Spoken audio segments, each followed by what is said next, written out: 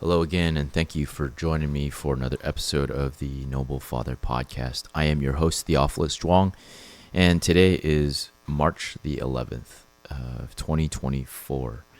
And for those that are listening for the first time, know that this isn't just a podcast. Noble Father was created to create community for fathers, to want to make community for fathers more intentional.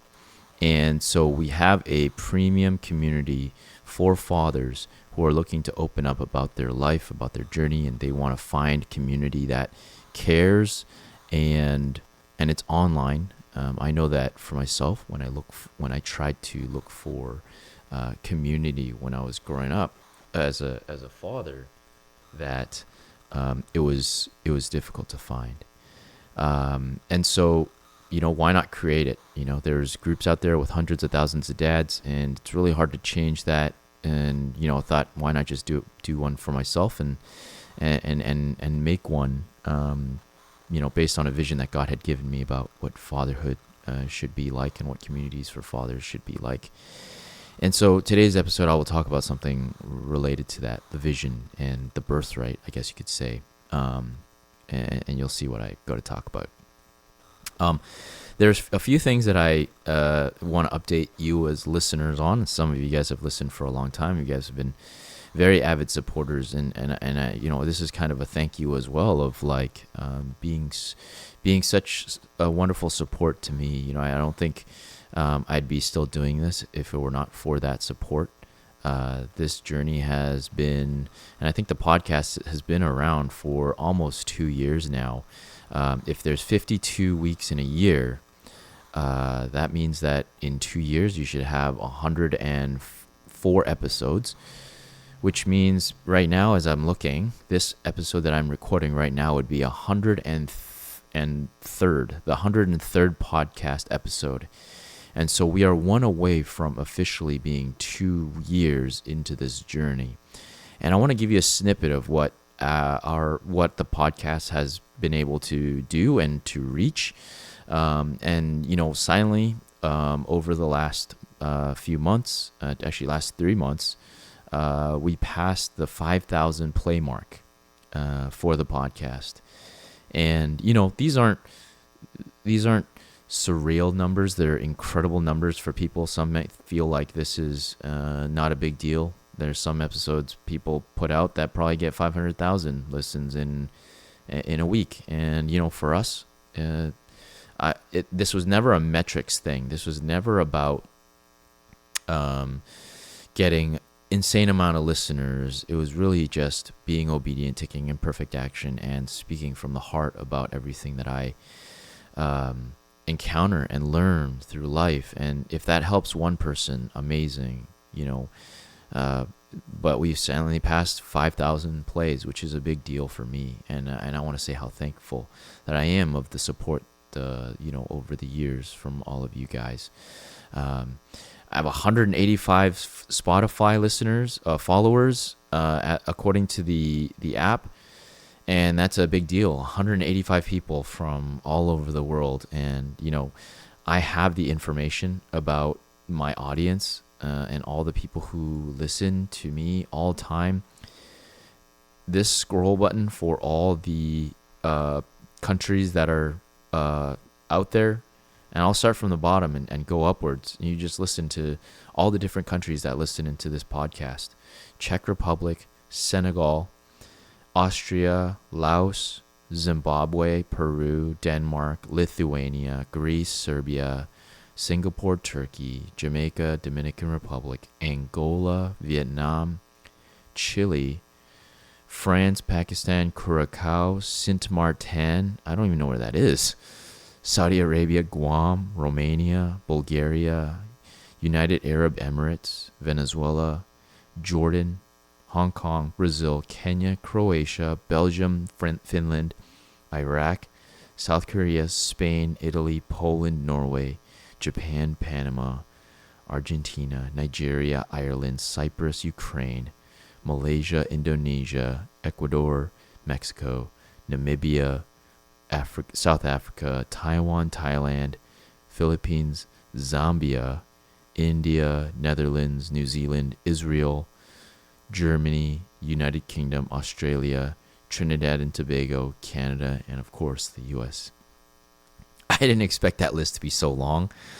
This is not my podcast episodes. If you are listening for the first time, they are not rehearsed. They are not scripted. I just get a rough outline of what I want to think, what I want to say, and I hit the record button, and it just flows out, and it's amazing. As you go along, and I don't edit my podcast episodes, besides stripping the audio and uploading it, to read all those countries as I'm going along. A lot of them, I'm like, where is this on a map? To think that there was somebody there that had listened to me at one point or another, that just blows my mind. I think that's got to be 50 that I said there. I don't know. Need to go back and count it, but incredibly grateful. So, crazy demographics. Biggest age group that listens to me is 28, and to this podcast is 28 to 34, and I got them from 0 to 17 all the way up to 60 plus, which crazy to think about the journey and how far we've come. Really, just and this all came about from just being obedient and taking a small step and an imperfect step, right? And now we're speaking into an almost $500 mic. Actually, it is a $500 mic if you're saying Canadian dollars. Right, we got this set up now, and everything is and I know how to do it. And so if you're a dad, and you might not be a dad listening to this, you're wondering and thinking about doing something or starting something, like don't hold back, don't wait, take that imperfect action and move forward. And you have no idea the journey that you're going to undertake. You're going to have no idea the people that you will meet along the way. And that is something that I want to say as well. Oh, actually, one more thing about the stats is that, the YouTube channel now has 78 subscribers, and, obviously there's overlap with 185 followers, but getting a lot of traction, a lot of videos, a lot of them are being viewed, and I'm not, I'm excited for what the next 2 years of this podcast looks like, and I pray to God that I'm still doing this later on. And so, in talking about going into flow, my recent trip, took a trip to Texas,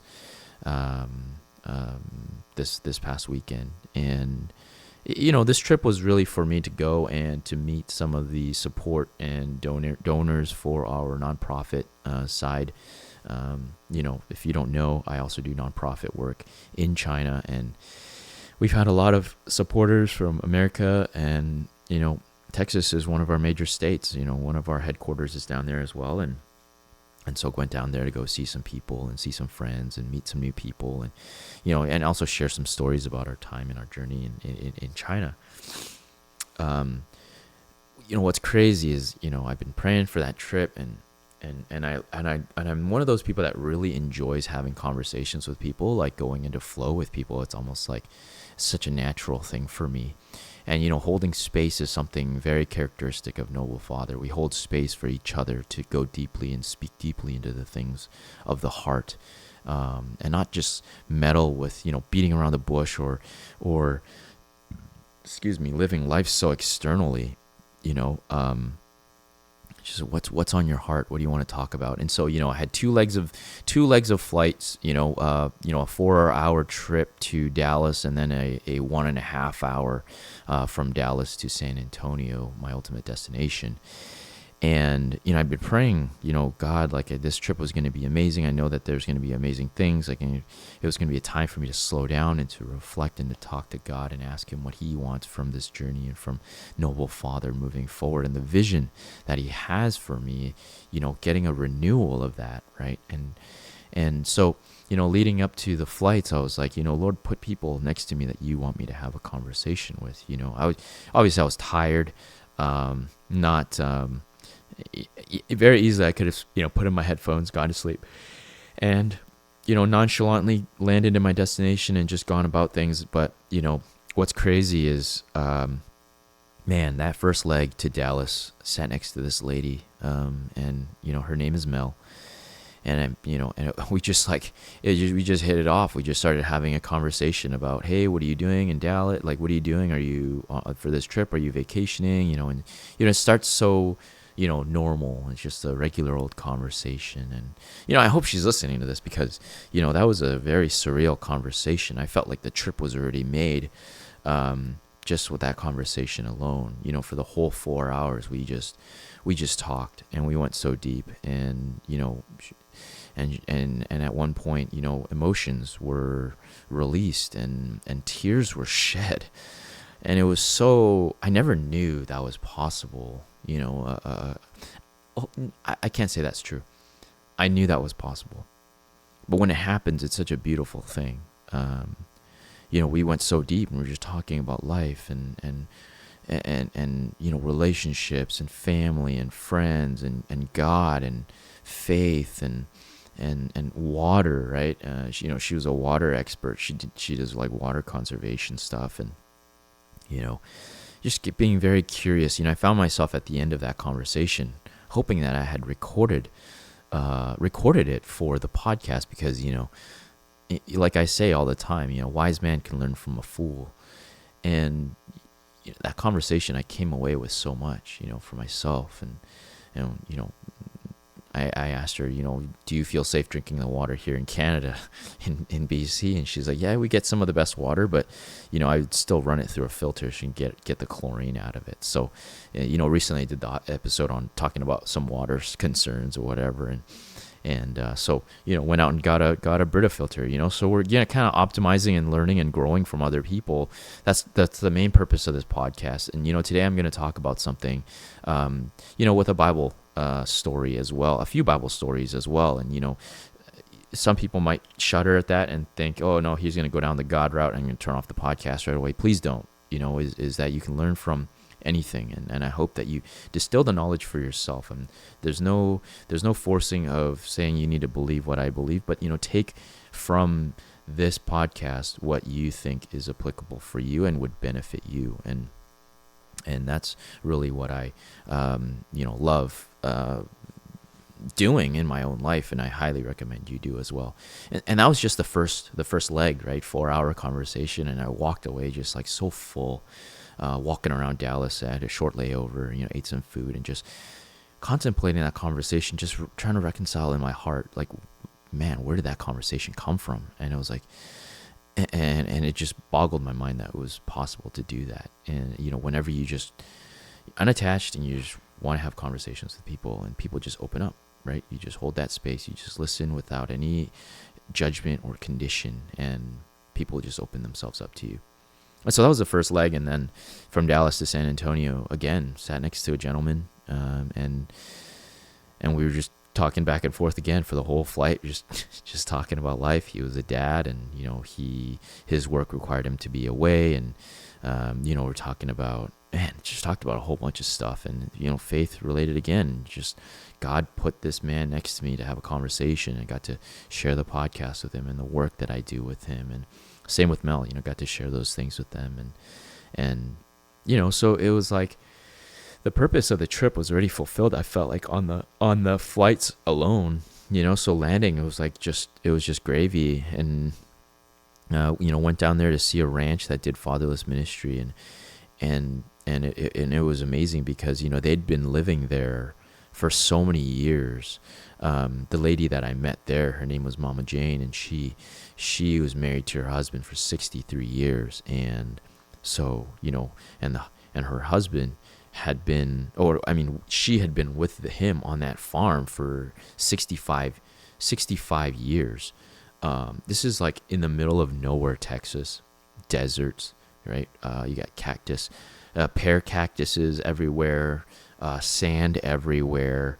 Nothing grows. There's not a lot of vegetation in a place like that. And it was crazy to me. What really blew my mind is, like, I'm here in Vancouver and my life happens here, but what I'm not cognizant of is that life happens in all these other places as well. And so while my life is happening here, things are happening there as well.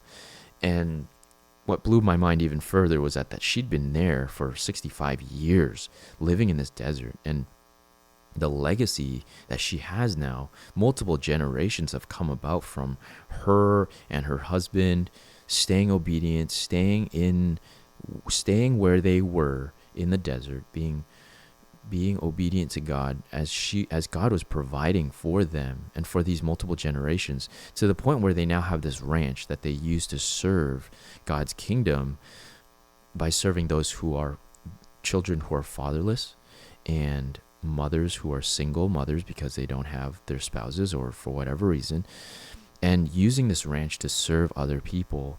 And it was a great lesson in legacy. What totally blew my mind is the last episode I released before I left on my trip. I recorded it purposefully before I left on my trip because Monday I was going to be away. And so recorded it, and the title of it was Legacy. Legacy was the title. And so even before I went on the trip, that episode was recorded, and it was talking about legacy. And legacy is this thing of, that's literally what we as fathers are meant to give to our children. We are not called to just enjoy our children in the now and take advantage of them being here in the now.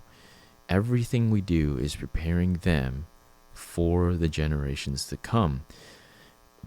We are called to create in them a civilized person, a person who loves, and a person who lives from the inside out.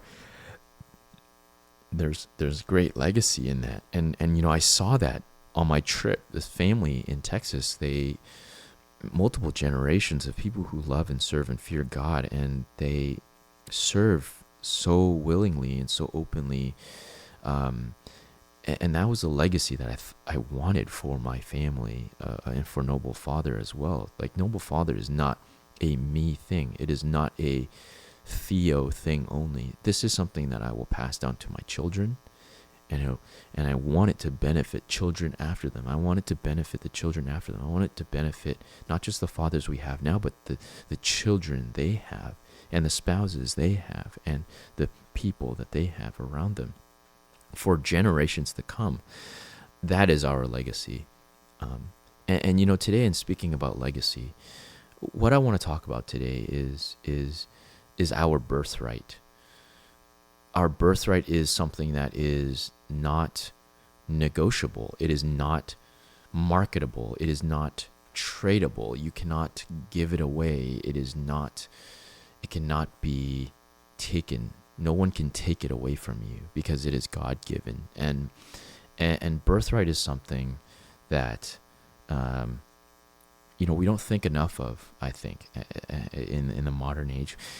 We don't think of our birthright. And the thing is about birthright is that it's very easy for us to overlook the fact that we can only get that from one place. Ultimately, God has given us that birthright. It doesn't matter if your dad gave it to you. It doesn't matter if he handed you down a multi-million-dollar business. It doesn't matter that they have this thing in a safety deposit box for you. Everything in this world, created or non-created, made by man, not made by man, is all made by God. God is the one who created all this. And that is what I firmly believe.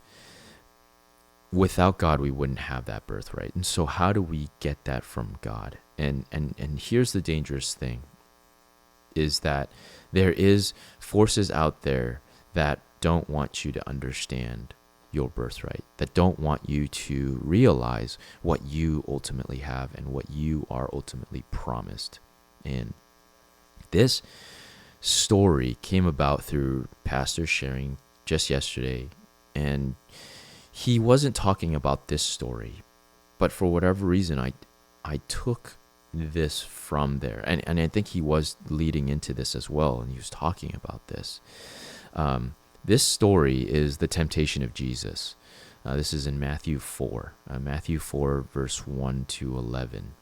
And I know that there are some that don't believe what I believe, but I want to read this story to you and just listen to the story to understand the nerve that the devil has in tempting Jesus. And so I'm going to read the verse to you here.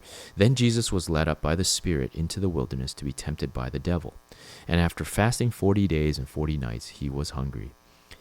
And the tempter came and said to him, "If you are the Son of God, command these stones to become loaves of bread." But he answered, "It is written, man shall not live by bread alone, but by every word that comes from the mouth of God." Then the devil took him to the holy city and set him on the pinnacle of the temple and said to him, "If you are the Son of God, throw yourself down, for it is written, he will command his angels concerning you, and on their hands they will bear you up, lest you strike your foot against a rock." Jesus said to him, "Again it is written, you shall not put the Lord your God to the test." Again the devil took him to a very high mountain and showed him all the kingdoms of the world and their glory. And he said to him, "All these I will give to you, if you will fall down and worship me." Then Jesus said to him, "Begone, Satan, for it is written, you shall worship the Lord your God and serve, and him only shall you serve." Then the devil left him, and behold, angels came and were ministering to him. So first things first, right? There's a lot of things here to digest, right? Led by the Spirit into the wilderness. I'm not going to even go into that. That is to be tempted by the devil even. That is something that is beyond my pay grade. But I think, it's a very human journey. Jesus was God in human form. And so,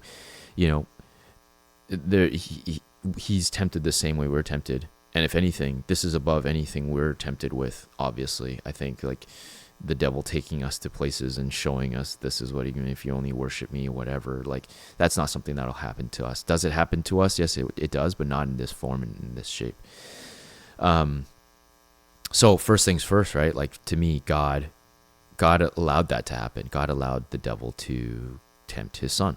And I guess, that's what God does for us, is he gives us that opportunity to grow. Like it's like that free will, right?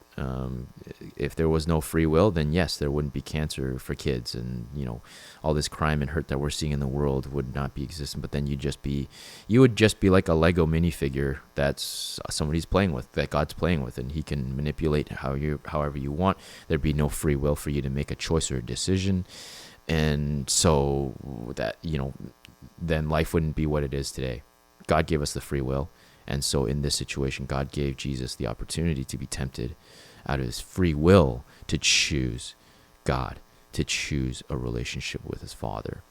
Now, what's amazing, and how does this relate to Birthright? Well, God promised us these things. God promised us eternal life. God, we had to choose these things. Not promise, but we have to choose these things. And we have this birthright. We have an opportunity to be his sons and his daughter if only we choose.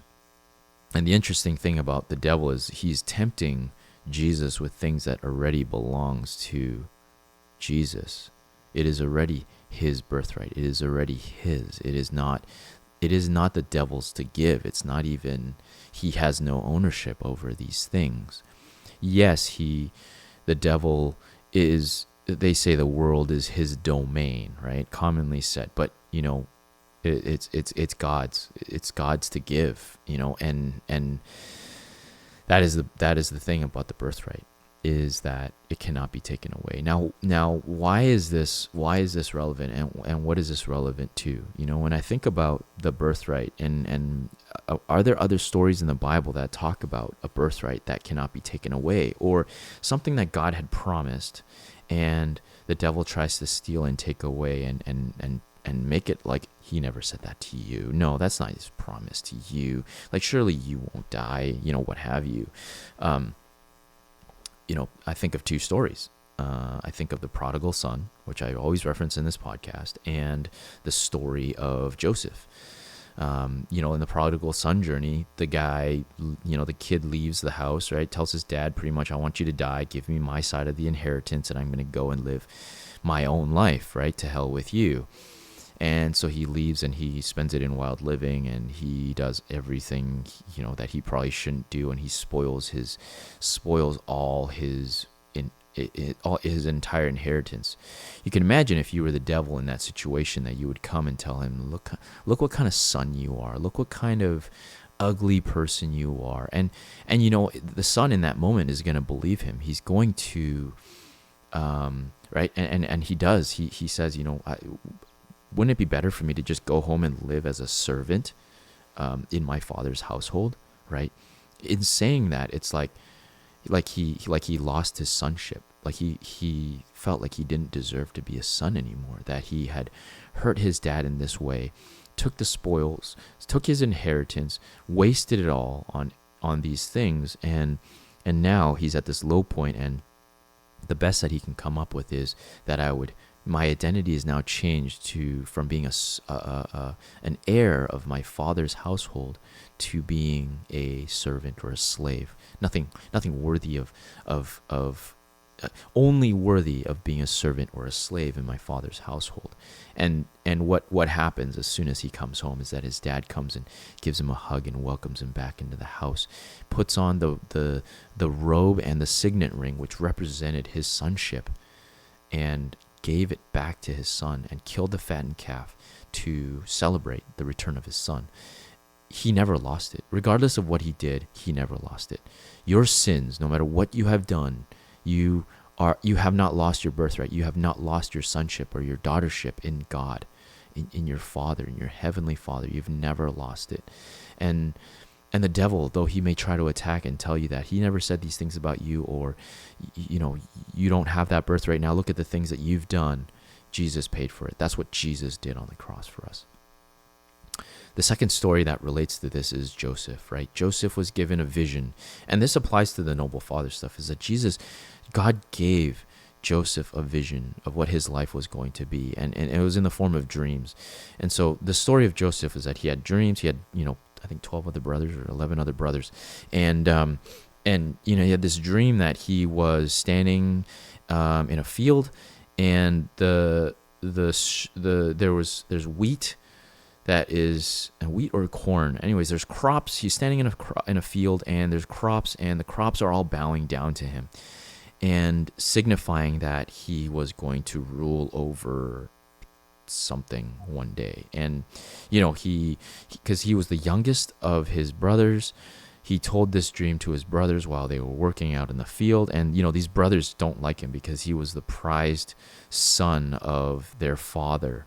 And so here's Joseph, maybe didn't have much of a filter on him, told the story of how, his brothers were going to worship him not worship him, but bow down to him one day. And I guess, I don't know what the culture is like the culture of that. Maybe it's like, maybe it's like Asian culture where, I bow down to somebody who's older than I am, and I respect them.